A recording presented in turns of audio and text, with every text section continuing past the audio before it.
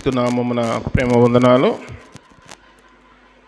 దేవుని పరిశుద్ధ గ్రంథము నుండి యెషయా గ్రంథము 28వ అధ్యాయం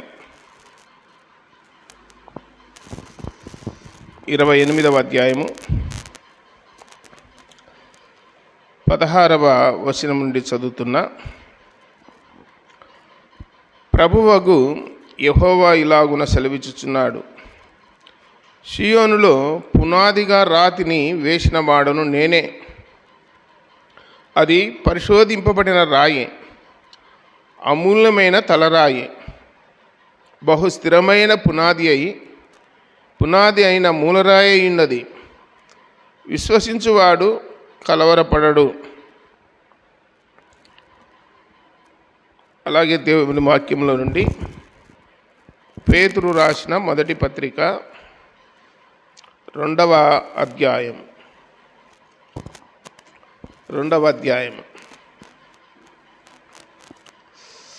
4వ వచనం నుండి చదువుతున్నా. మనుషుల చేత విసర్జింపబడినను దేవుని దృష్టికి ఏర్పరచబడినదియు అమూల్యమును సజీవమునైన రాయగు ప్రభువునొద్దకు వచ్చిన వారై యేసుక్రీస్తు ద్వారా దేవునికి అనుకూలములకు ఆత్మ సంబంధమైన బలులు అర్పించుటకు పరిశుద్ధ యాజకులుగా ఉండునట్లు మీరును సజీవమైన రాళ్ళవలె ఉండి ఆత్మ సంబంధమైన మందిరముగా కట్టబడుచున్నారు. ఏలైనగా ఇదిగో నేను ముఖ్యమును ఏర్పరచబడినదియు అమూల్యమునగు మూలరాతిని షియోనులో స్థాపించుచున్నాను. ఆయన యందు విశ్వాసముంచువాడు ఏమాత్రమును సిగ్గుపడడు అను మాట లేఖనమందు రాయబడి ఉన్నది. విశ్వసించుచున్న మీకు ఆయన అమూల్యమైన వాడు. విశ్వసింపని వారికైతే ఇల్లు కట్టువారు ఏ రాతిని నిషేధించిరో అదే మూలకు తలరాయి ఆయను, మరియు అది అడ్డురాయు అడ్డుబండ ఆయను. చిన్న మాట ప్రార్థన చేద్దాం. పరలోకపు తండ్రి, మహిమగల దేవ, యేసు ప్రభా, సర్వాధికారి మీకు స్తోత్రములు నాయన. చదువుకున్న వాక్య భాగాన్ని దీవించి ఆశీర్వదించి మాకు పంచిపెట్టండి. మాకందరికీ వినే చెవి గ్రహించే మనసు దయచేయండి. మీ వాక్యం ద్వారా దర్శించండి, మాతో మాట్లాడండి. ఇంకెవరైనా రావాల్సిన వారు ఉంటే త్వరపెట్టి మందిరానికి నడిపించండి. మీ సన్నిధి మాతో ఉంచి మాతో మాట్లాడి సమస్త ఘనత మహిమ ప్రభావాలు పొందుదరని ప్రియరక్షకుడగు యేసుక్రీస్తు వారి ఘనమైన నామమున ప్రార్థించి దీనులమై వేడుకొనుచున్నాము తండ్రి, ఆమేన్. మనము చదువుకున్న వాక్య భాగము యెషయా గ్రంథము 28వ అధ్యాయము 16వ వచనములో ప్రభువగు యెహోవా ఇలాగు సెలవిచ్చుచున్నాడు, షియోనులో పునాదిగా రాతిని వేసిన వాడును నేనే. అది పరిశోధింపబడిన రాయి, అమూల్యమైన తలరాయి, బహు స్థిరమైన పునాది అయిన మూలరాయి ఉన్నది. విశ్వసించువాడు కలవరపడడు అని చెప్పి యెషయా గ్రంథం 28వ అధ్యాయము 16వ వచనములో రాయబడింది. దైవజనుడు పేతురు భక్త కోటికి రాస్తూ మొదటి పత్రికలో 2వ అధ్యాయము 4వ వచనము నుండి అదే లేఖనాన్ని తీసుకొని మరలా ఒకసారి ప్రస్తావిస్తూ ఉన్నాడు. ఇక్కడ ఏమంటున్నాడంటే 6వ వచనం, ఏలైనగా ఇదిగో నేను ముఖ్యమును ఏర్పరచబడినదియు అమూల్యమునగు మూలరాతిని షియోనులో స్థాపించుచున్నాను. ఆయన యందు విశ్వాసముంచు వారు ఏమాత్రమును సిగ్గుపడరు అను మాట లేఖనమందు రాయబడి ఉన్నది అని చెప్పి తెలియజేస్తా ఉన్నాడు. బైబిల్లో పరిశుద్ధ గ్రంథములు ఆలోచన చేస్తే ఆదికాండము 28వ అధ్యాయము 10వ వచనం నుండి చదివితే అక్కడ ఒక సందర్భం రాయబడింది. ఏమిటి ఆ సందర్భం అంటే, ఇస్సాకు రిబకమ్మల కుమారుడు యాకోబు చిన్నవాడు. వారిద్దరూ ప్రార్థన చేసి పద్దనారాముకు అనగా సిరియాకు యాకోబును పంపిస్తున్నారు.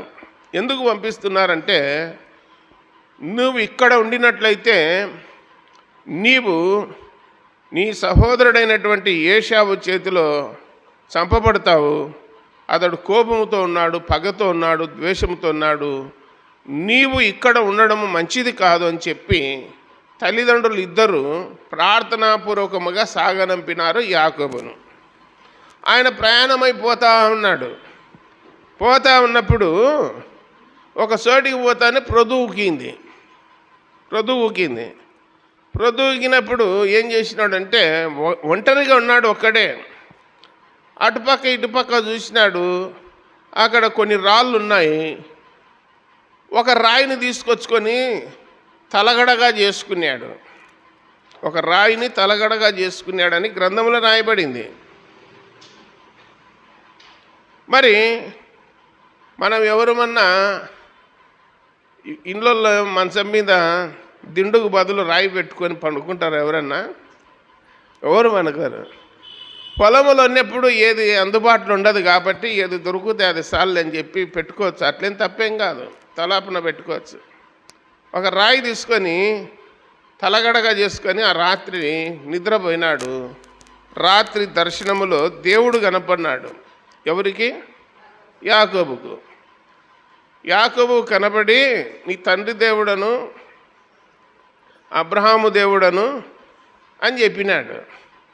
అదంతా మా దేవుని దర్శనంతో మాట్లాడుతూ ఉన్నాడు. తెల్లవారినాక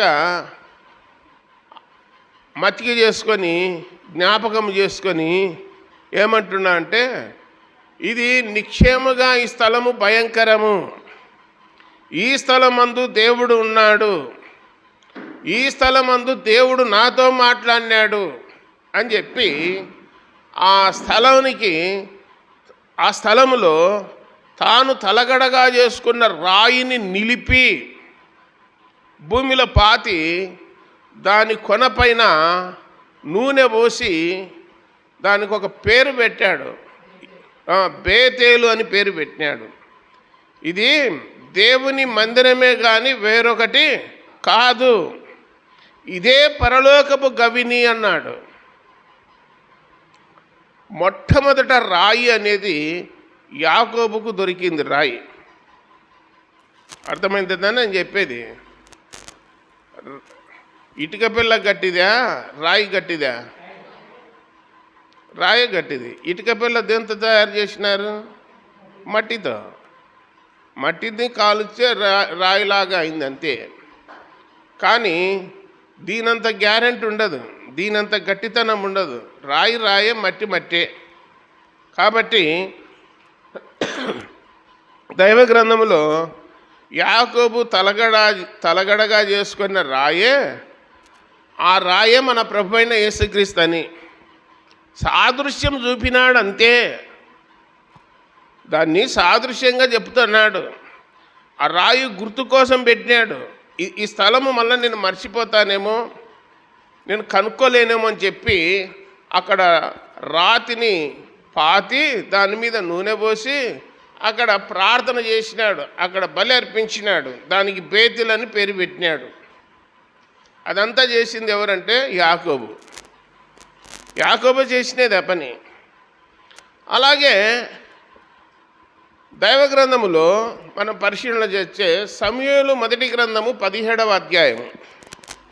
సమూయేలు మొదటి గ్రంథం 17వ అధ్యాయం 49వ వచనములో దావీదు పరిగెత్తుకొని పోయి తన సంచిలో ఉన్నటువంటి రాళ్ళలో ఒక రాయి తీసుకున్నాడు. తన సంచిలో ఉన్నటువంటి రాళ్ళలో ఒక రాయి తీసుకున్నాడు. ఆ రాయిని తీసుకొని వడిసెలలో పెట్టి గిరగిర తిప్పి ఎవరిని కొట్టినాడు?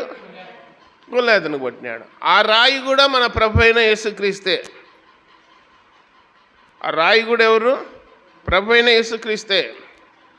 వడిసెలో పెట్టి కొడితే నొదట కొట్టినాడు.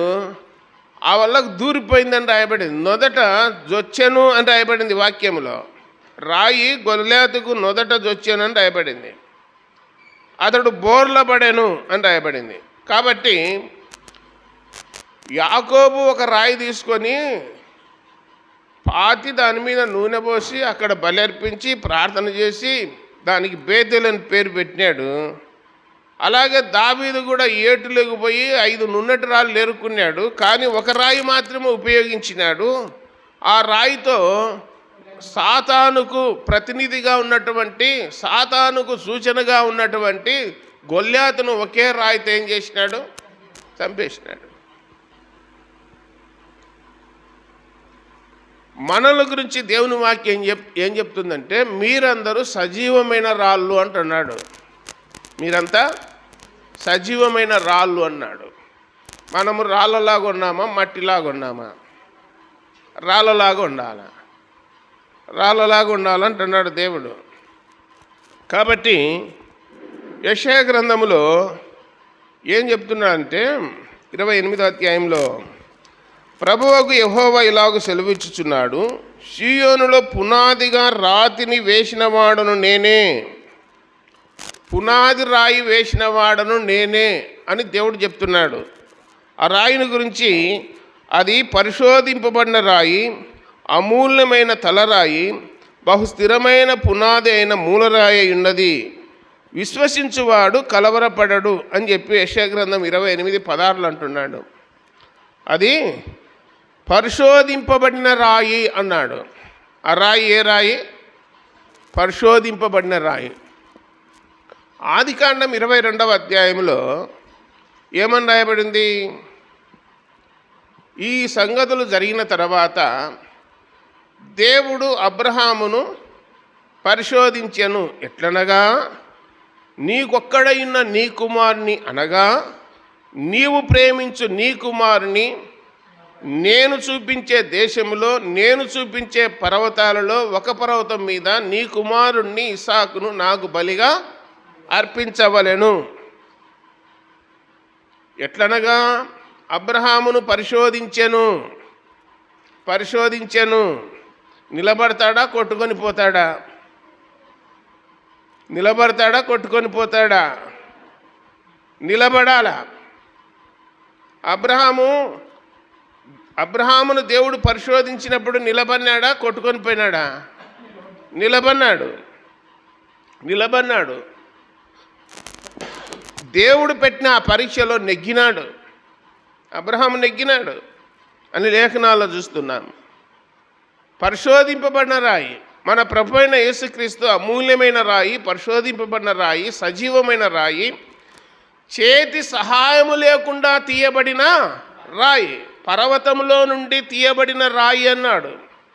అంటే పరలోక రాజ్యములో, దేవుని రాజ్యములో నుండి తీయబడిన రాయి. పర్వతం అంటే దేవుని రాజ్యము అని అర్థము. కాబట్టి చేతి సహాయము లేకుండా తీయబడిన రాయి అని చెప్పి దానియేలు గ్రంథము, మరి మనం చూస్తూ ఉన్నాము, దానియేలు గ్రంథం 2వ అధ్యాయం 45వ వచనంలో రాయబడింది, చేతి సహాయము లేకుండా తీయబడిన రాయి. ఆ రాయి సజీవమైన రాయి, అమూల్యమైన రాయి, తలరాయి, మూలరాయి అని చెప్పి గ్రంథములో రాయబడి ఉన్నది. మరి ఈ రాయిని గురించి కీర్తనల గ్రంథము 118వ కీర్తన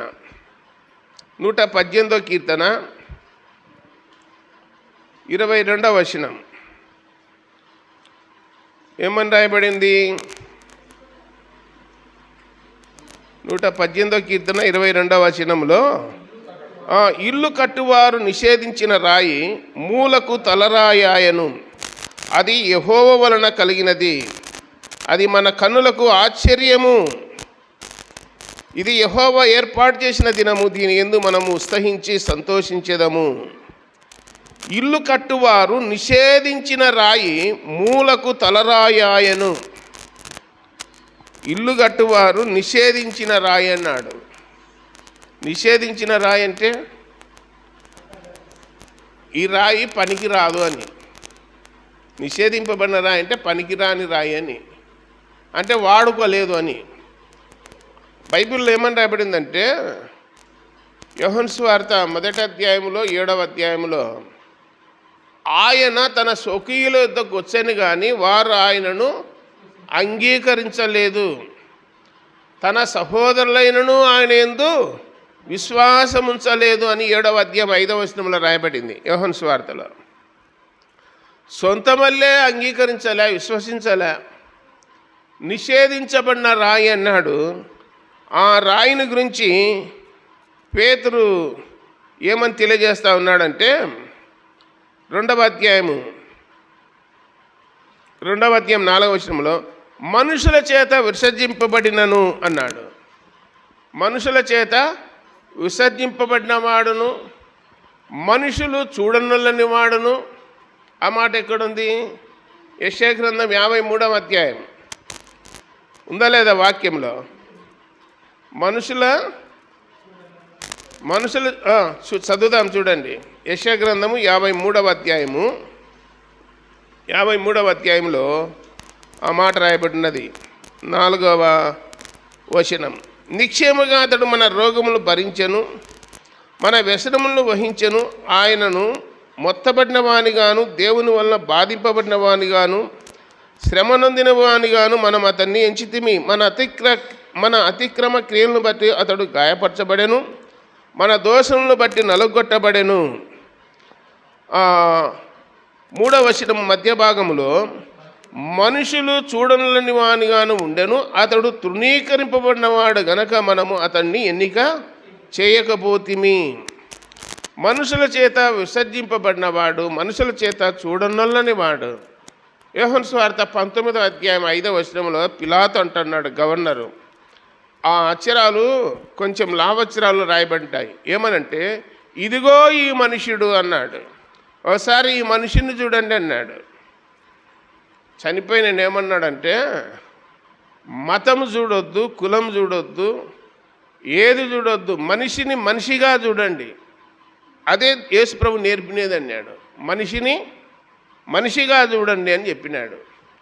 అలా గ్రంథంలో పరిశీలన చేస్తే మనుషులు చూడలని వానిగా పిలాతు అంటున్నాడు, ఇదిగో ఈ మనుషుడు అన్నాడు.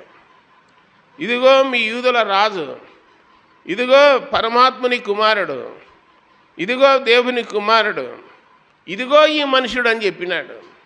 దేవుని కుమారుడు నీవేనా అన్నాడు. అవును నేనే అన్నాడు. యూదులకు రాజువు నీవేనా అన్నాడు. అవును నేనే అన్నాడు. మరి నా రాజ్యము ఇహ సంబంధమైనది కాదు, నా రాజ్యము పరసంబంధమైనది అన్నాడు. ఇప్పుడు ఇహ సంబంధమైనది శాశ్వతంగా ఉందా, పరసంబంధమైనది శాశ్వతంగా ఉంటుందా? పరసంబంధమైనది యుగ యుగాలు ఉంటుంది. ఈ లోక సంబంధమైనది కొన్ని రోజులే, అల్పకాలం అన్నాడు. ఇదేదో మానవుల దృష్టికి ఏందో 1000 ఏళ్ళు గడిచిపోయినట్టు అయిపోయింది. దేవుని దృష్టిలో అసలు లేనట్టే ఉన్నామని రాయబడింది. దేవుని దృష్టిలో మనుషులు లేనట్లే ఉన్నారని రాయబడింది. కాబట్టి విసర్జింపబడిన వాడును, మనుషుల చేత చూడనలని వాడును, ఇక్కడ దేవుని దృష్టికి ఏర్పరచబడినది అమూల్యమైన సజీవమైన రాయగు ప్రభువునొద్దకు వచ్చిన వారై అని రాయబడింది. సజీవమైన రాయి అయినటువంటి ప్రభువునొద్దకు వచ్చిన వారై యేసుక్రీస్తు ద్వారా దేవునికి అనుకూలమునకు ఆత్మ సంబంధమైన బలులు అర్పించుటకు పరిశుద్ధ యాజకులుగా ఉండినట్లు మీరును సజీవమైన రాళ్ళ వలె ఉండి ఆత్మ సంబంధమైన మందిరముగా కట్టబడుచున్నారు అన్నాడు. ఇప్పుడు మందిరాన్ని సొలొమోను దేంతో కట్టినాడు? రాళ్ళతో కట్టినాడు. రాళ్ళకు మళ్ళా మధ్యన బంగారు పొర వేసినాడు. రాయికి మధ్యన బంగారు తాపినాడు. దేవదారు కర్రలతో, చంద్రపు మ్రానులతో రాయబడింది అక్కడ. దేవదారు కర్రలతో, చంద్రపు మ్రానులతో, బంగారముతో, వెండితో, ఇత్తడితో, దిమ్మెలు, స్తంభములు అవన్నీ మొత్తం డెకరేషన్ మొత్తం దానితోనే చేసినారు. కోట్ల ఖరీదైనటువంటి మందిరాన్ని సొలొమోను దేవునికి ఘనంగా ఉండాలని చెప్పి కట్టించినాడు. అది భౌతిక సంబంధమైనది. భౌతిక సంబంధమైన మందిరాన్ని ఎన్ని రోజులు ఉంచినారు? కొన్ని రోజులే. సొలొమోను చనిపోతానే అయిపోయింది మందిరం పని. తర్వాత దేవుడు చెప్పినాడు. ఎన్నిసార్లు చెప్తున్నా కానీ దేవుని మాట పెడచెవిన పెట్టినారు. శత్రురాజులు వచ్చినారు, మందిరాన్ని ధ్వంసం చేసినారు, పడగొట్టినారు. పడగొట్టడమే కాకుండా అందులో ఉన్న బంగారం అంతా ఏం చేసినారు? తీసుకొని పోయినారు. నెబుకద్నెజర్ రాజు తన బబులోను పట్టణానికి గొంచబోయినాడు. షీనారు దేశంలో తాను కట్టించిన దేవాలయంలో బొక్కసములో ఉంచినాడంట. సొలొమోను కట్టించిన దేవుని మందిరములో ఉన్నటువంటి బంగారు ఉపకరణాలు, అక్కడున్న ఆభరణాలు, ప్లేట్లు, అందులో ఉన్న పరికరాలు అన్నీ తీసుకుపోయి షీనారు దేశంలో అరణ్యములో బొక్కసములో ఉంచినాడని చెప్పి గ్రంథములో రాయబడింది. అన్నీ దోసుకొని పోయినారు. మరి సజీవమైన రాళ్ల వలె ఉండి దేవుని మందిరముగా కట్టబడుచున్న మనలను ఎవరు ధ్వంసం చేస్తారు? ఈ మందిరాన్ని ఎవరు పడగొడతారు? ఎవరు పడగొట్టలేరు. అందుకే యేసుప్రభు అన్నాడు, యోహాను సువార్త 2వ అధ్యాయము 14, 15, 16 వచనాలలో అక్కడ ఏమన్నాడంటే, నా మందిరము సమస్త జనులకు ప్రార్థనా మందిరమనబడును, అయితే మీరు దీనిని దొంగల గుహగా చేసి ఉన్నారు, వ్యాపారపు టిల్లుగా చేసి ఉన్నారు. ఇక్కడి నుండి పోండి అని చెప్పి బల్లలను పడద్రోసి పావురములను ఎగరవేసి అక్కడున్న గొర్రెలను గాడిదలను విప్పి తోలి త్రాళ్లతో కొరడాలు చేసి వారిని గద్దించను అని చెప్పి రాయబడింది. అన్నాక ఒక మాట అన్నాడు, ఈ దేవాలయమును పడగొట్టుడి, 3 దినములలో నేను దానిని లేపుతా అన్నాడు. ఏ దేవాలయము? శరీరం అనే దేవాలయం. యేసు ప్రభు శరీరమే దేవాలయము. ఈ ఆలయాన్ని పడగొట్టండి, 3 దినాల్లో నేనేం చేస్తా? లేపుతా అన్నాడు. అక్కడున్న వాళ్ళకు అర్థం కాక, ఏమయ్యా ఈ దేవాలయాన్ని 46 సంవత్సరాలు కట్టినారే, నువ్వు 3 దినాల్లో పడగొట్టి మళ్ళా కడతావా మందిరాన్ని? ఇది ఆశ్చర్యమే అని ఆశ్చర్యపోయినారు అక్కడ ఉన్నటువంటి పరిసయ్యులు, యూదులు అని చెప్పి గ్రంథంలో చూస్తూ ఉన్నాం. వాస్తవంగా యేసుప్రభు చెప్పింది దేని గురించి? తన శరీరం అనే దేవాలయం గురించి చెప్పినాడు. మనల గురించి దేవుని వాక్యం ఏం చెప్తుంది? కొరింథీయులకు రాసిన 1వ పత్రిక 3వ అధ్యాయం 16, 17 వచనాలలో, మీరు దేవుని ఆలయమై ఉన్నారని మీరు ఎరగరా? దేవుని ఆత్మ మీలో నివసించుచున్నాడని మీరు ఎరగరా? మీ దేహము దేవుని వలన మీకు అనుగ్రహింపబడినది గనక దేహముతో దేవునిని మహిమపరచుడి అని చెప్పి రాయబడింది. మనకు దేహాన్ని ఇచ్చింది ఎవరు? దేవుడు. బైబిల్లో 139వ కీర్తనలో దావీదు అన్నాడు, ఏమన్నాడంటే, నీవు నన్ను కలగజేసిన విధము చూడగా భయమును వణుకును నాకు కలుగుచున్నది అన్నాడు. నేను పిండమునై ఉండగా నీ కన్నులు నన్ను చూచెను అన్నాడు. ఒక సైంటిస్టు గర్భములో పిండం ఎలా ఎదుగుతుందో అని చెప్పి ఆ మొదటి రోజు నుండి అది ఎలా ఏర్పడుతుందో ప్రత్యక్షంగా ఆ స్కానింగ్ తీసి చూపించినారు. కణములు అనేటివి అన్నమును తాకినప్పుడు, జీవకణాలు తాకినప్పుడు అందులో ఒకే ఒక కణము అట్లా పంపింగ్ ఇస్తూ ఉందంట. ఒకటే కణం, సన్నది, పరమాణువు అంటారు దాన్ని, అంత సన్నది అన్నమాట. ఏమయ్యా అది అట్లా పంపింగ్ ఇస్తూ ఉందంటే అదేనంట గుండె. సైంటిస్టు చెప్పినాడు, దాని గురించి చెప్తా ఉన్నాడు, ఎక్స్ప్లెయిన్ చేసి చెప్తా ఉన్నాడు. ఏందయ్యా అట్లా కొట్టుకుంటా ఉంది అంటే అదే అయ్యా గుండె అన్నాడు. దాని చుట్టూ మిగతా కణాలు చేరినాయి. గుండె చుట్టూ ఏం చేరినాయి? మిగతా కణాలు చేరి తర్వాత కాలుగా, తలగా, తర్వాత శరీరంగా అన్ని ఆకృతి ఏర్పడతా ఉంది దాని చుట్టూ చేరినాక. ఆడ ప్రారంభమైందంట గుండె కొట్టుకోవడం. ఆశ్చర్యం అనిపించింది. సన్న కణములో, జీవకణములో గుండె కొట్టుకుంటామంటే దాని చుట్టూ మిగతా కణాలు చేరినాక శరీరము, తల, కాళ్ళు, చేతులు ఇవన్నీ ఏర్పడతా ఉన్నాయని చెప్పి ఎక్స్ప్లెయిన్ చేసి చూపించినాడు. ఆ రోజు స్టార్ట్ చేసినాడు దేవుడు, అంతే. తర్వాత దాన్ని ఆపు చేసేది దేవుడే అన్నాడు. చూడు ఎంత ఆశ్చర్యమో, ఒకసారి ఆలోచన చేయండి. మనుషుణ్ణి కలగజేసిన విధము, ఆ దేహాన్ని, శరీరాన్ని ఇచ్చింది ఎవరు? దేవుడు. బైబిల్ ఏం చెప్తాదంటే మీ శరీరాన్ని అపవిత్రము చేసుకోకూడదు అన్నాడు. శరీరాన్ని ఏం చేసుకోకూడదు?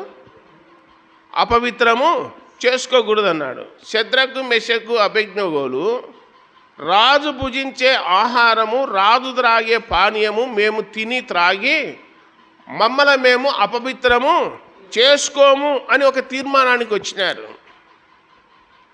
అది ఒక్కొక్క భోజనం ఖరీదు ఒక 2000, 3000 ఉండొచ్చేమో. నెబుకద్నెజర్ రాజు కాలంలో ఉన్న భోజనం ఖరీదు అంత ఉండొచ్చు. అలాంటి ఖరీదైనటువంటి, అంటే ఒక మాటలో చెప్పాలంటే ప్రపంచానికి చక్రవర్తి నెబుకద్నెజర్, అంటే సామాన్యుడు కాదు. అలాంటి రాజు భుజించే భోజనాన్ని వీళ్ళు ఏం చేసినారు? తిరస్కరించినారు. మాకు అక్కర్లేదన్నారు. మా శరీరాలను మేము అపవిత్రము చేసుకోమన్నారు. 100 సార్లు చెప్తాంటే మేక నమిలినట్టు నములుతున్నారు. ఏంటి? ఆకు చెప్పుతానే బ్రతికినంతకాలం చెప్తుండాల్సిందే, బ్రతికినంతకాలం నములుతుండాల్సిందే. మేము చెప్తుండాలా, మీరు నములుతుండాలా? ఏమంటే అలవాటు అయిపోయిందంట. అలవాటు ఎట్లయితుంది? ఇది హాని చేస్తుంది. ఇది మన శరీరానికి ఏం చేస్తుంది? హాని చేస్తుంది, ప్రాణానికి ముప్పు తెస్తుంది. 100 సార్లు చెప్తాను, పట్టించుకోరు. దాని వలన ఏమొస్తుందంటే ఊపిరితిత్తులకు క్యాన్సర్ వస్తుంది. లంగ్స్, ఊపిరితిత్తులకు ఏమొస్తుంది? క్యాన్సర్ వస్తుంది. ఆ గొంతు క్యాన్సర్ కూడా వస్తుంది. నమిలేటప్పుడు, మింగేటప్పుడు బాగానే ఉంటుంది, కానీ తర్వాత దాని యొక్క పర్యవసానం ఏమవుతుందంటే వయసు తగ్గినాక అది పైకి వచ్చాది, సెలేస్తుంది. ఇంకా సెలేసి మనిషిని బండబెడుతుంది. ఆ నశం దిక్కడం కానీ, ఆకు ఒక్క సున్నం వేసుకొని నమలడం, పొగాకు నమలడం కానీ దానివలన ఏమొస్తుంది? క్యాన్సర్ వస్తుంది. వచ్చాదని తెలుసా తెలియదా జనాలకు? సిగరెట్ పెట్టె మీద బొమ్మ వేసినాడు, ఇట్లయితారా తాగుతే అని. రాజకాని మీద కూడా బొమ్మ వేసినాడు. దవడల్లా బొర్ర పడిపోయింది. ఆ చుచ్చాన్ని ఇకారంగా ఉంది బొమ్మ. అన్న ఎంత సంబరంగా నలుపుకొని నోట్లో పెట్టుకుంటారో తెలుసా? దేహము ఎవరిచ్చినారు మనకు? దేవుడు ఇచ్చినాడు. ఆ దేహముతో దేవునిని మహిమపరచమన్నాడు. బైబిల్లో దేవుడు ఏం చెప్పినాడంటే వివాహము అనేది పరిశుద్ధమైనది అన్నాడు. గుర్తుపెట్టుకోండి. పానుపు నిష్కలంకమైనది అన్నాడు. హెబ్రీలకు రాసిన పత్రిక 13వ అధ్యాయం 4వ వచనంలో వివాహం అన్ని విషయముల్లో ఘనమైనది అని చెప్పి హెడ్డింగ్లో పెట్టుకుంటున్నారు తప్ప దాని కింద ఉన్న వచనాన్ని ఎవడు చదవడు. పానుపు నిష్కలంకమైనది అన్నాడు. వివాహము ద్వారా కుటుంబ వ్యవస్థను ఏర్పాటు చేసుకోమని నిర్ణయం చేసింది ఎవరు? దేవుడు. వివాహ వ్యవస్థ ద్వారా మానవుడు కుటుంబ వ్యవస్థలోకి ప్రవేశించాలి. అది దేవుని యొక్క కట్టడ నియమము. అది పవిత్రం అన్నాడు, అది పరిశుద్ధం అన్నాడు, అది ఘనమైనది అన్నాడు. అలా కాకుండా నీ సొంత నిర్ణయాలు చేసుకుంటే అది అపవిత్రం అన్నాడు. దాని వలన అగ్నిగుండము, నరకము అన్నాడు. కాబట్టి దేవుని ఆలయం ఎవరు అంటే మనమే అన్నాడు. ఆలయం ఎవరు? మనమే. కొరింథీయులకు రాసిన మొదటి పత్రిక 3వ అధ్యాయం 17వ వచనములో దేవుని ఆలయము పరిశుద్ధమై ఉన్నది, ఆ ఆలయము మీరే అన్నాడు. మనం ఆలయం కొండాల్సిన వాళ్ళము ఆగు నమిలి నశం దిక్కి రాజకాన్ని వేసుకొని ఈ ఆలయం ఎంత పరిశుద్ధంగా ఉంది, మళ్ళీ నీళ్ళు బుక్కలిచ్చి బయట కాంపౌండ్ బయట మందిరంలో ఇక స్వామి దేవుడా అని మళ్ళీ వచ్చేది. దాన్ని ఏమంటారంటే ఎడ్వర్డ్ విలియం చెప్తా ఉన్నాడు. ఒకరోజు మీటింగ్ అయిపోయినాక సాయంత్రం పల్లెటూరులో ఊరేలపట అట్లా నడుచుకుంటా పోతున్నాడు. మీటింగ్కి వచ్చిన ఇద్దరు యవనస్తులు ఊరేలపట అరుక్కాడ కూర్చొని సిగరెట్ దాక్కుంటున్నారంట. రే రే రే ఎడ్వర్డ్ అని వచ్చన్నాడు రా అన్నారంట. ఎడు రా అడ్డు అడ్డు వచ్చన్నాడు. ఇట్లా అరచేతిలో సిగరెట్ పెట్టుకొని ఇద్దరు ఎన్నికి ఎదిరిగి అయ్యా వందనాలయ్యా వందనాలయ్యా అన్నారంట. అంటాను నోట్లో అంటే పొగ కమ్ముకొని వచ్చింది అంట. అరే వందనాలు పెడితే పెట్టినావు, పొగ వచ్చింది కదరా లోపల నుండి, ఎందుకు నటించాలా? తాగినానయ్యా, ఏం చేయాలా? నా బలహీనతని ఒప్పుకో, తప్పేం కాదు.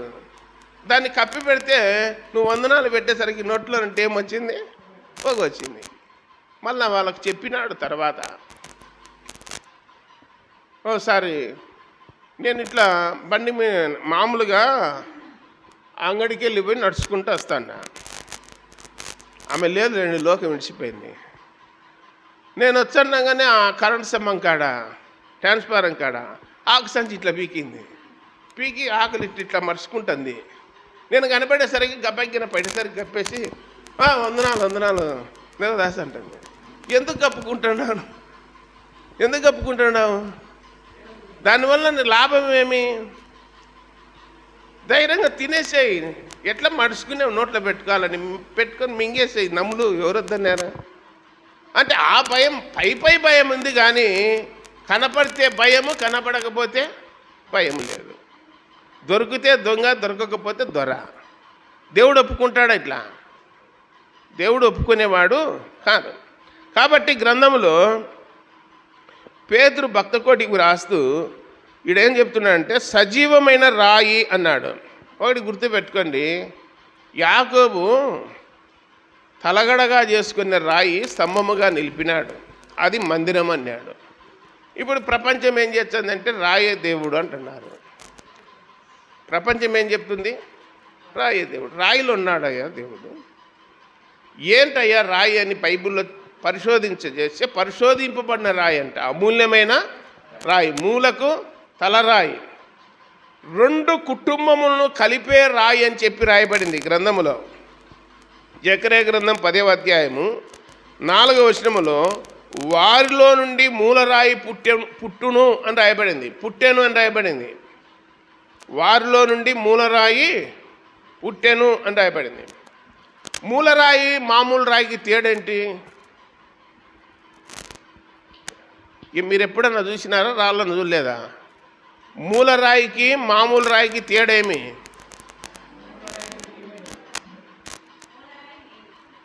మూలరాయి 2 గోడలను కలుపుతుంది, మొత్తకేస్తారు దాన్ని. ఇటుపక్క గోడ కలుపుతుంది, ఇటుపక్క గోడకు కలుపుతుంది. ఇట్లా వస్తుంది, ఇట్లా వస్తుంది, పొడుగు వస్తుంది, ఎడల్పుగా వస్తుంది. దీన్నే మూలరాయి అనేది. దీనికి కూడా పేరు పెట్టినారు. పసరుపాడు కానుంటి బననపల్లికి పోతుంటే ఒకటి ఉన్నది చింత చెట్ల కాడ. ఏం పేరు పెట్టినారు? మీరే చెప్పారు. తెలంగాణలో తిక్కోల లెక్క చూస్తున్నారు. చింత చెట్ల కింద లేదేమా ఆడ? రాయపాడు దాటినాక, తెల్లపూరు రాయపాడు దాటినాక ఒకటి లేదు చింత చెట్ల కింద.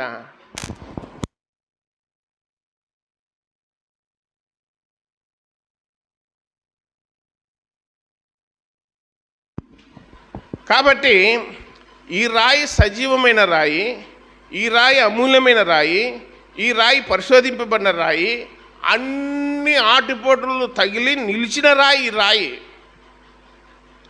ఆ రాయి ఎవరంటే మన ప్రభు అయిన యేసుక్రీస్తే.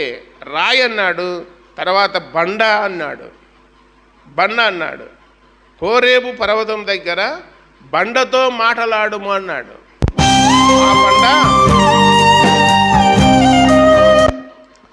ఆ బండ మన ప్రభు అయిన యేసుక్రీస్తే అని చెప్పి గ్రంథంలో రాయబడింది. మత్తయి సువార్త 16వ అధ్యాయం, మత్తయి సువార్త 16వ అధ్యాయం 18వ వచనములో యేసు ప్రభు పేతురుతో ఇలాగ చెప్తున్నాడు. పేతురు లేచి, నీవు దేవుని కుమారుడమైన క్రీస్తువు అని నేను విశ్వసించుచున్నాను అని చెప్పి పేతురు యేసుప్రభుతో అన్నాడు.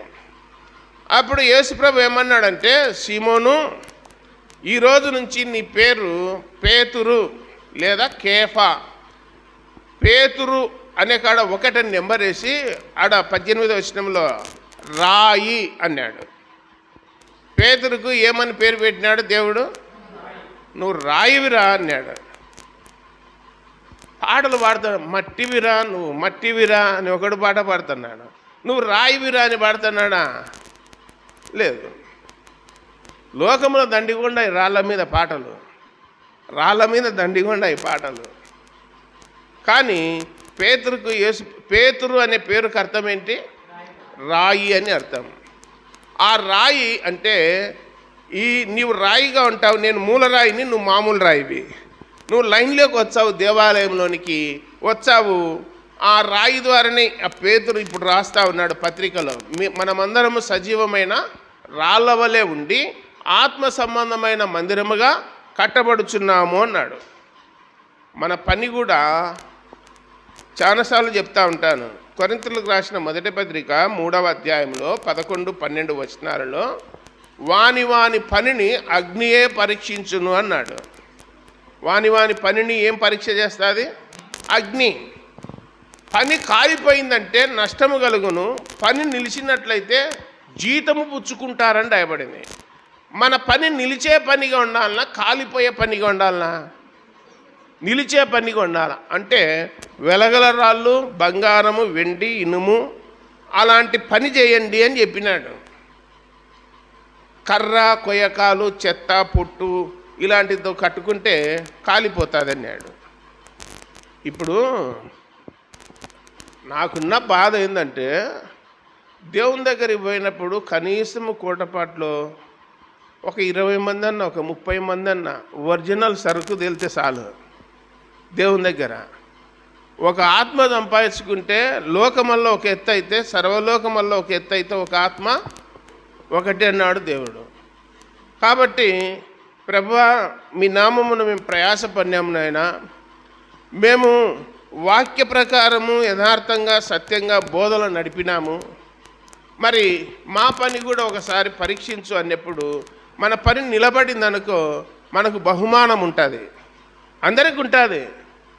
నిలబడితే బహుమానం ఉంటుంది, కాలిపోతే నష్టము అన్నాడు. కాలిపోతే నష్టం అన్నాడు. కాబట్టి నిలబడే పని కావాలంటే అప్పుడప్పుడు చురుకుగా ఉంటాయి మాటలు, మోమాటం లేకుండా చెప్పాలా, యథార్థంగా చెప్పాలా, ఉన్నది ఉన్నట్లు చెప్పాలా, లేని దాన్ని ఉన్నట్లు చెప్పకూడదు, కలిపి చెరిపే బోధ చేయకూడదు అని గ్రంథంలో రాయబడింది. కాబట్టి మీకు ఒక వరుస తీసుకొచ్చినాను. ఆదికాండం 28వ అధ్యాయంలో యాకోబు ఒక రాయి తీసుకున్నాడు. సమూయేలు మొదటి గ్రంథము 17వ అధ్యాయం 41వ వచనంలో దావీదు ఒక రాయి తీసుకున్నాడు. ఉందా లేదా? వడిసెలో పెట్టుకునే రాయి. ఇప్పుడు పేతురు అనే పేరుకు యేసుప్రభు ఏం పెట్టినాడు? రాయి అని పేరు పెట్టినాడు. కేఫా అన్నాడు ఇంకొక సువార్తలో. ఎవరు ఆ రాళ్ళు అంటే మనమే అన్నాడు. ఆ రాళ్ళు ఎవరు? మనమే. మీరు కాదయ్యా రాళ్ళు, మేము తీసుకొచ్చుకునేటివి రాళ్ళు. అలుగురు గండ్లలో బండలు ఉన్నాయా లేవా? కొన్ని గోడలకి పోతున్నాయి, కొన్ని చట్టానికి పోతున్నాయి, కొన్ని మంచి డిజైన్ వేసి దేవాలయాలకు కూడా పోతున్నాయి. ఒక గనిలోటివే. ఒక గనిలో రాయి బిల్డింగులు కట్టుకోనికి పోతూ ఉంది, పునాది రాళ్ళకు పోతూ ఉంది, బండ చట్టానికి పోతూ ఉంది, తర్వాత దేవాలయంలో ఒక విగ్రహంగా ఉండడానికి కూడా పోతూ ఉంది. పోతున్నాయా లేదా? పోతున్నాయి. గన్లోదే రాయేమో. మానవుడు ఉపయోగించుకునే విధానాన్ని బట్టి ఉపయోగించుకొని దీని ద్వారా మీరు బ్రతకండి అని దేవుడు చెప్పినాడు. బైబిల్లో ద్వితీయోపదేశ కాండం 11వ అధ్యాయంలో అన్నాడు, అది ఆకాశ వర్ష జలము త్రాగేటువంటి దేశము. భూమిలో నుండి ఇనుము, రాగి, ఖనిజములు వస్తాయి. భూమిలో నుండి నూనె, చెకుముకి రాతి నుండి నూనె వస్తా. నూనె అంటే పెట్రోలు. ఆ దేశాల్లో ఏముంది? ఇరాను, ఇరాకు, సౌదీ, ఈ ప్రాంతాలలో ఏముంది? భూమిలో పెట్రోల్ బావులు ఉన్నాయి అక్కడ. అదే నూనె అన్నాడు, ఆయిల్, పెట్రోల్. కాబట్టి ఆ ఖనిజాలన్నీ మానవులకు దేవుడు ఇచ్చినాడా, లేకపోతే మనుషులే తెచ్చుకున్నారా? దేవుడే వర్షం ఇచ్చేది దేవుడే, పైరు పండించేది దేవుడే. పైరు నాటొచ్చి ఇంట్లో పనుక్కుంటాం అంతే. మనం పోయి ఆడ కూర్చొని పెరుగు అని చెప్తే పెరుగుతుందా? నువ్వు వరి నాటినాక పెరుగుతాడని చెప్తే పెరుగుతుందా? పిల్లలు పుట్టినాక పెరుగుతూ ఉంటారు నెల. వాళ్ళు ఎట్లా పెరుగుతారు? వాళ్ళకు ఉదయం సాయంత్రం స్నానం చేయించి మంచిగా పాలు గీలు దాపుకుంటూ ఉంటే పిల్లలు ఏమవుతారు? వృద్ధిలోకి వచ్చారు. అలానే ప్రతిరోజు వాక్యం వింటూ ఉంటే, వాక్యమనే పాలు తాగుతూ ఉంటే విశ్వాసులైన వారు బలపడి ప్రయోజకులు అవుతారని చెప్పి గ్రంథంలో రాయబడింది. లోకములే కొట్టుకొని పోరని రాయబడింది. వాక్యం రోజు వింటూ ఉంటే బలపడతారు, స్థిరపడతారు, హత్తుకుంటారు. నువ్వు ఎలాంటి శ్రమ వచ్చినా, ఎలాంటి కష్టం వచ్చినా యేసుప్రభుని విడిచిపెట్టి పోలేరు. బైబిల్ ఏం చెప్తాదంటే, తప్పు చేసి దెబ్బలు తినకూడదు. తప్పు చేసి దెబ్బలు తింటే ఘనతనా? తప్పు చేసి జైలుకు పోతే పెద్ద పేరు ప్రఖ్యాతులు వచ్చా? రావు. ఏ తప్పు చేయకుండా యేసేపు ఎక్కడ పోయినాడు? జైలు. అది ఘనత. ఇదే పేతురు పత్రికలు అంటున్నాడు. ఇదే 2వ అధ్యాయంలోనే 19వ వచనం ఏమంటే, పూర్ణ భయముతో లోబడి ఎవడైనను అన్యాయముగా శ్రమ పొందుచు దేవుని గురించిన మనసాక్షి కలిగి దుఃఖము సహించినట్లా అది హితమగును. తప్పిదమనకై దెబ్బలు తినినప్పుడు మీరు సహించినట్లా మీకేమి ఘనము? మేలు చేసి బాధపడినప్పుడు మీరు సహించినట్లా అది దేవునికి హితమగును. ఇందుకు మీరు పిలువబడితిరి. ఈ నడమ సీతారాంపురం గ్రామంలో సువార్త చెప్పడానికి పోయినారు. మన మధ్యకు వచ్చండి. అప్పుడప్పుడు ఏం చేసినాడంటే, బైబిల్లో యేసుప్రభు దేవుడు జీవము గలవాడు, పరలోకము నుండి వచ్చినాడు, మానవుడిగా వచ్చినాడు, 33.5 సంవత్సరాలు జీవించినాడు, సముద్రం మీద నడిచినాడు, పక్షవాయు గల వారిని స్వస్థపరిచినాడు, చనిపోయిన వారిని బ్రతికించినాడు, గాలిని తుఫాన్ను గద్దించినాడు. ఆయన మనందరి కొరకు శిలువలో ప్రాణం పెట్టినాడు. ఆయన సమాధి చేయబడి 3వ దినమున తిరిగి లేచినాడు. యేసు రక్తం ప్రతి పాపము నుండి కడిగి మనలను పవిత్రులుగా చేయును. ఆయన ఎందు విశ్వాసం ఉంచండి, ఆయన నమ్ముకోండి, నరకం నుంచి తప్పింపబడతారని చెప్పి మీరు సర్వలోకమునకు వెళ్ళి సర్వసృష్టికి సువార్తను చెప్పమన్నాడు. అంతేగాని వాడు ఇట్లున్నాడు, ఈడు ఇట్లున్నాడు, ఆడ అట్లుంది, ఈడు ఇట్లుంది అని చెప్పమన్నాడా? ఏమి లేదు. అది అవసరమే లేదు. మన గ్రంథములో మన దేవుని గురించి ఏ సువార్త చెప్పమన్నాడు? దేవుని రాజ్య సువార్తను చెప్పమన్నాడు. అదేమనగా లేఖనముల ప్రకారం యేసుక్రీస్తు పరలోకం నుండి భూలోకానికి వచ్చినాడు, మానవుడిగా వచ్చినాడు. లేఖనాల ప్రకారం ఆయన శిలువ వేయబడినాడు, శిలువలో మరణించినాడు. లేఖనాల ప్రకారం 3వ దినమున తిరిగి లేచినాడు. అదే సువార్త. ఇది చెప్తే చాలు. చెరసాల నాయకుడు చెరసాల బ్రద్దలైపోయి ఖైదీలంతా అక్కడ కూర్చొని పాటలు పాడుతుంటే ఇనుకుంటూ కూర్చుంటే, ఆ నాయకుడు వచ్చి గడగడ వణుకుతూ అయ్యలారా రక్షణ పొందుటకు నేనేమి చేయవలను అన్నప్పుడు పౌలు అన్నాడు, ప్రభు అయిన యేసునందు విశ్వాసముంచుము, అప్పుడు నీవును నీటి వారిని రక్షణ పొందుదురు అన్నాడు. కాబట్టి లోకములో రకరకాలుగా మనసత్వాలు, భిన్నత్వాలు కలిగిన మనుషుల మధ్యన మనం ఉన్నాం గనక పాముల వలె వివేకము కలిగి పావురాల వలె నిష్కపటులై ఉండండి అని చెప్పినాడు. యేసుప్రభును కూడా 2-3 సార్లు చంపుతాం, రాళ్లతో కొడతామన్నప్పుడు యేసుప్రభు వాళ్ళకి ఎదురుగా పోయినాడా? ఏం చేసినాడు? తప్పించుకొని పోయినాడు. ఒకసారి కొన్ని గ్రామాలకు పోయినప్పుడు, అయ్యో మా ఊర్లో సువార్త చెప్పాకరే అన్నారు. గుండ్లసింగారం దగ్గర అన్నవరంలో. అయ్యో మీకు సువార్త వద్దు కదా, మేము పోతున్నాం. వద్దంటే పోతాం, మాదేమింది, బలవంతం చేసి మాకేం పనిది చెప్పనీకి. మా రక్షకుడు, మేము నమ్మినటువంటి దేవుడు, మమ్మల్ని కాపాడుతున్న దేవుడు ఈ మాటలే చెప్పినాడు. మీరు ఏ గ్రామానికైనా ఏ పట్టణానికైనా సువార్త చెప్పనికి పోయినప్పుడు ఎవరైనా మీకు ఆటంకం చేసి వద్దంటే మీరు ఎన్నిక వండి అన్నాడు. ఒక అతను ఏం చేసినాడంటే, లెక్చరర్ అన్నమాట, ఏమయ్యో మేము చెప్పేది అంటున్నాడు. ఎందుకు చెప్తావు అన్నాడు. అంటే మాకు రాజ్యాంగం చెప్పింది అన్నాడు. అరే ముందు ఇన్ని చెట్టుకు కట్టేయర్రా అన్నారు. ముందు చెట్టుకు కట్టేయర్రి, రాజ్యాంగం ఇడిపించాది ఇన్ని అన్నాడు. స్వామి పెన పెడతావు నువ్వు, యాళ్ళ మనకెందుకు, వద్దన్నారు పోదామంతే, వద్దంటే పోతుండాలంతే. బలవంతం చేసి ఎవరు చెప్పరాడ, పత్రిక తీసుకో వాక్యం వినని ఏం పని ఉంది చెప్పనీకి. రెండోసారి పోయినప్పుడు ఈ ఊర్లోకి రావాకరన్నారు, రావాకమన్నారు, పోవడంలే. మనకేం పని ఉంది, రావాకమని ఇప్పుడు ఏం చేయబోతాం.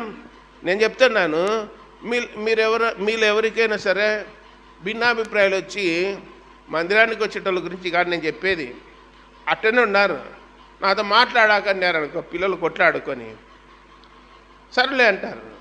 ఎన్ని రోజులు ఉంటారు, 2-3 రోజులే, అదే మళ్ళీ అవసరం పడితే మళ్ళీ మాట్లాడతారు.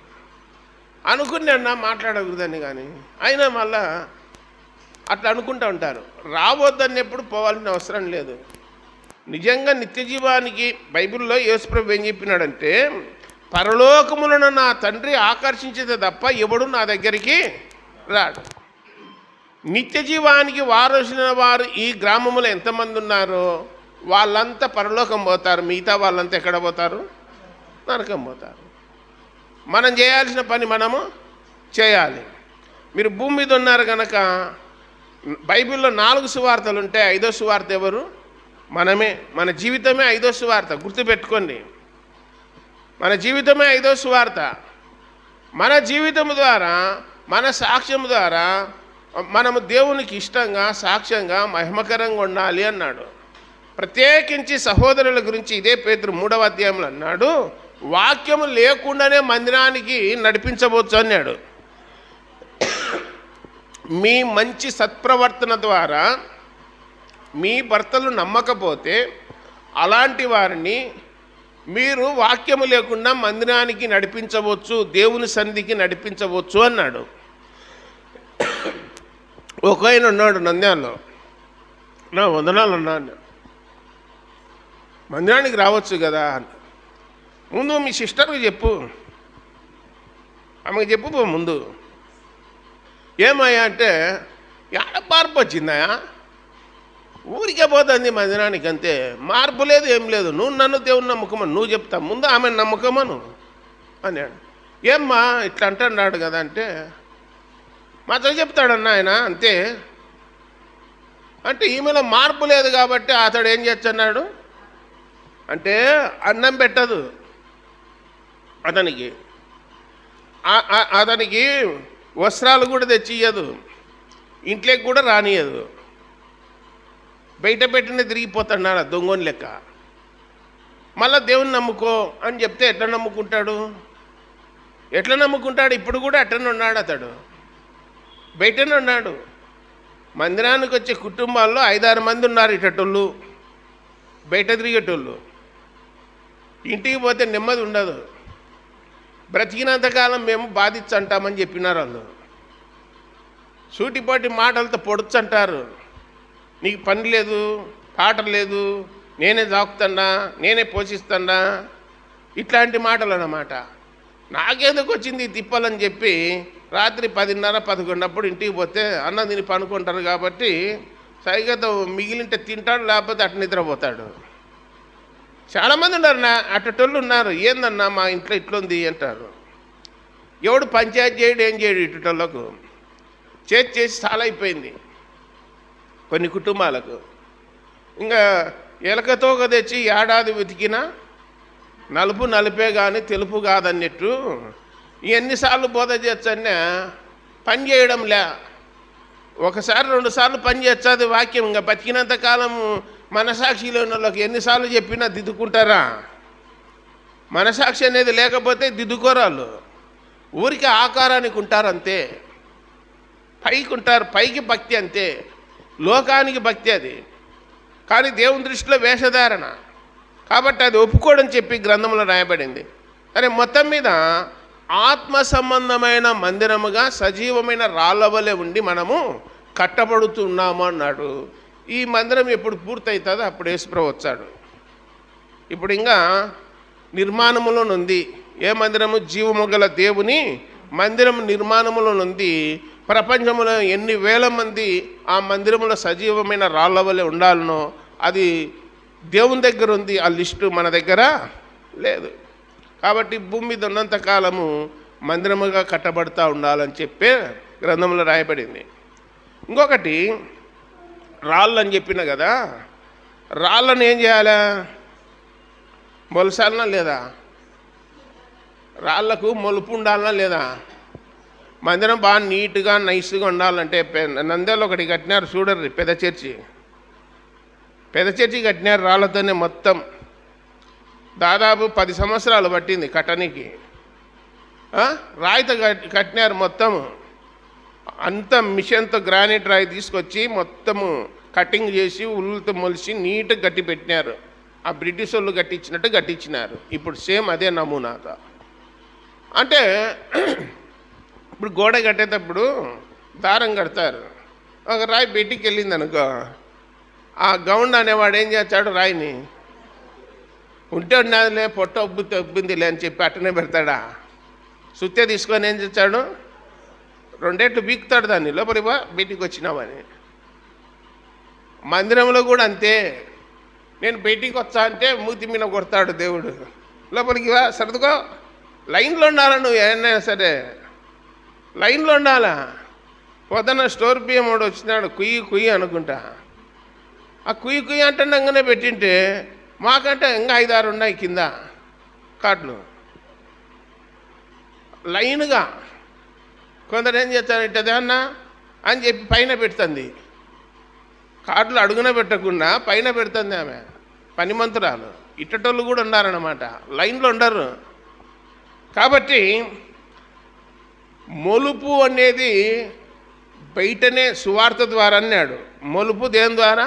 సువార్త ద్వారా. మందిరంలోకి వచ్చినాక మొలసకూడదు, ఇంకా మందిరంలోకి వచ్చినాక మొలుపు రాకూడదు, ఇంకా శబ్దాలు వినపడకూడదు అన్నాడు బైబిల్లో. సొలొమోను కట్టించిన మందిరం దగ్గర సుత్య శబ్దం కానీ ఉల్లి శబ్దం కానీ వినపడలేదు.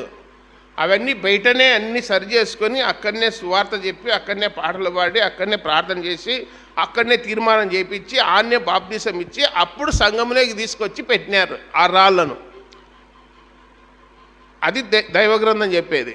కాబట్టి సజీవమైన రాళ్ల వల్లే ఉండి మనము కట్టబడుతున్నామని చెప్పి రాబడింది. దేవుడి తలంపులన్నింటినీ దీవించునుగాక. ప్రార్థన. పరలోకపు తండ్రి, మహిమగల దేవ, యేసు ప్రభువా, మీ పాదాలకు స్తోత్రాలు నాయన.